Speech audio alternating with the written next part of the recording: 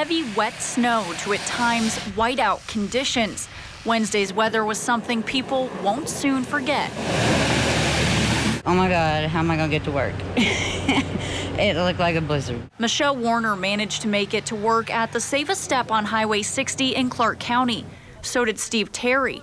But like many drivers in southern Indiana, he had slick conditions to contend with. Yes, the drivers were very careful this morning. Sometimes it's hard getting out of my driveway with all the traffic, but they were going slower than usual. At least one driver didn't fare so well. Duke Energy officials had to repair a power line in Floyd County after a truck crashed into it. Across the river in Kentucky, heavy snow sent some drivers sliding into ditches. In Oldham County, wreckers were busy pulling people to safety.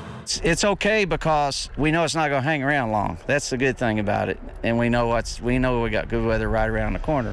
Many people tried to stay optimistic, and in a way, Mother Nature rewarded them for it. As the sun started to set, we saw peaks of grass in this field where the snow slowly melted. It's a nice night. It's not that bad. It's pretty. I love watching the sun come and melt the snow and fall on my car and scare me to death.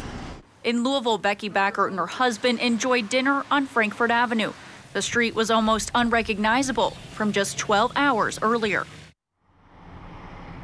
Now, just because road conditions look better tonight, that's not to say there were not serious issues earlier today. Actually, at one point, a portion of the Gene Snyder had to be shut down because a semi overturned.